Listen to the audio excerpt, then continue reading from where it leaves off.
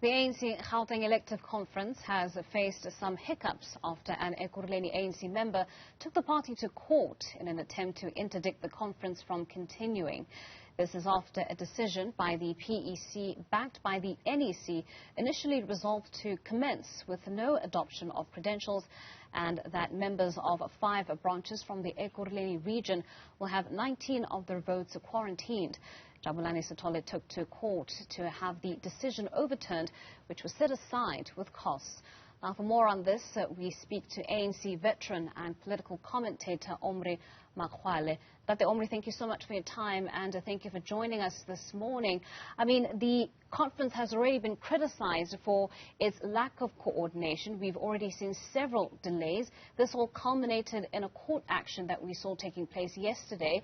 What are your thoughts or your observations on these developments? Well, it's worrying, but the biggest problem we have in the ANC is credentials, people who attend the conference. Even in this case, it's credentials and the quarantine votes from Ekurhuleni. The problem is that those quarantine votes, 19 votes, are very critical in this particular case because Maxwell Masina won with 10 votes, ahead of his rival. Now, 19 votes can tilt that scale completely different, and Masina would lose if all those votes goes to Tlhagaza. Now, this is a serious problem, but it's all about vote rigging credentials. Those are our biggest ANC problems at the moment, and they're worrying for us because, and that's why I think Comrade Sithole wants to take the conference to court and all that. It shows instability in the ANC, but it all comes back to accreditation and credentials of delegates who attend to go and elect the leaders. Well, Dr. Omry, if the issue is such a massive problem for the ANC, why would the National Executive Committee sort of pass the buck to the Provincial Executive Committee, a PEC that's yet to actually properly be constituted, if it is such a worrisome issue for the political party? I think the issue is that the NEC is divided. You see, from 2017, this NEC has been divided on almost 60-40 according to my estimate, or it might be 55-45 according to my estimate. So it's divided along the slates. And these are the battle of the slate inside the ANC.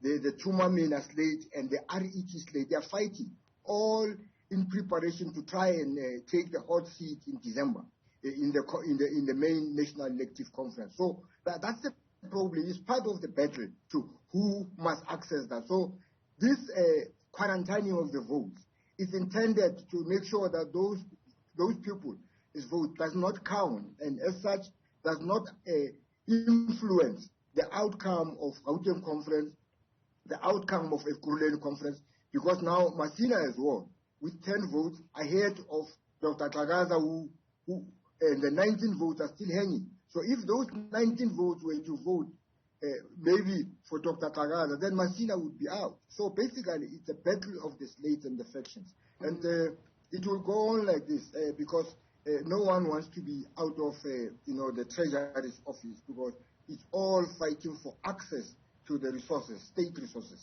It's unfortunate, I have to say that. You know, the sense that I get from you, Dr. Omry, is that the conference should not, in fact, have gone ahead, given the fact that we still have this massive outstanding issue. If that is the case, why push for a conference to move forward, even though there are concerns that speak to the legitimacy of the conference itself and whatever results may come from it? Is it a case of the ANC in this instance worrying more about the optics of having a successful conference as opposed to having an unsuccessful one?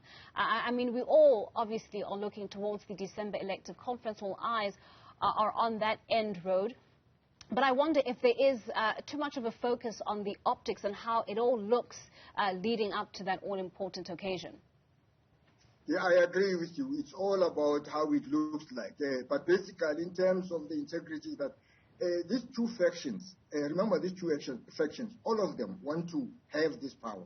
Now, whichever faction is dominant at the NEC meeting at any particular time, the view of that faction will, normally go through. So it depends on the debate in the NEC and who manages to turn things to his faction side.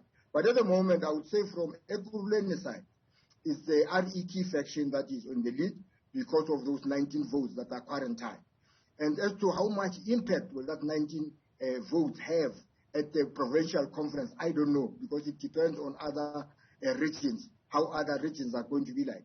But at the moment, from Ekurhuleni side, is the RET forces that are ahead of Tumamina forces, I would say.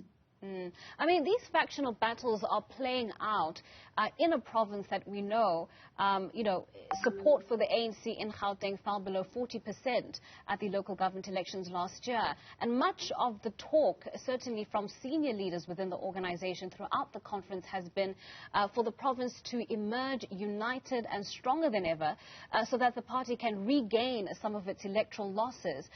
With the way things are going, do you even think that's a possibility at this stage? Look, unity is not possible at the moment. And besides, when you say unity, unity on what principles? Because unity based on a compromise between the two slates of factions that are both not so ethical, or both of them, it's unity founded on false promise. Basically, there's no unity to talk of. It's similar to when they talked of unity in 2017 conference at Nazareth. That unity never really existed. So basically, there's no unity. It's artificial unity because you can't have a combination of two factions uniting when they actually want to access the power for themselves, either of them. So basically, the unity story is just neither here nor there. And we believe that ultimately, this conference format must be scrapped to the dustbins of history, just serve this purpose. We need to elect leaders on the basis of one ANC member, one vote, so that all ANC members can elect their premiers directly, can elect their president directly, rather than through this branch delegate conference format. This format of the conference is no longer suitable for us. It was good for underground conditions when we were still coming from underground.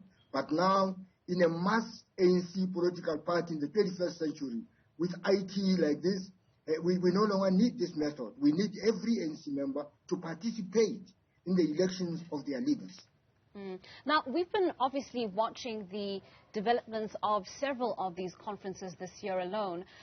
Many of them have obviously dealt with disruptions of this nature, issues around credentials cropping up time and time again.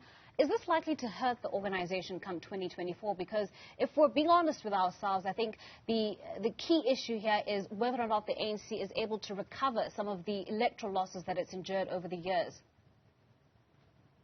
Yes, look, from my side, according to my assessment, we're unlikely to recover, especially in Gauteng and KwaZulu-Natal. I think those two provinces, at the moment, on the borderline. We're likely to lose them in the next elections. And because we are not in a position to actually renew ourselves. We are not in a position to renew ourselves because these slates ANC is going to go into those elections with these slates inside the ANC, fighting each other inside the ANC. So we're unlikely to do any better. And the key issue is, are we doing good service to the country? Is the rail infrastructure throughout the country that has been destroyed, the pipes, the cables that have been stolen, are we doing anything about it? The potholes, throughout the provinces that we see, the manholes that are open and left open, and with children unfortunately dying, what are we doing about that?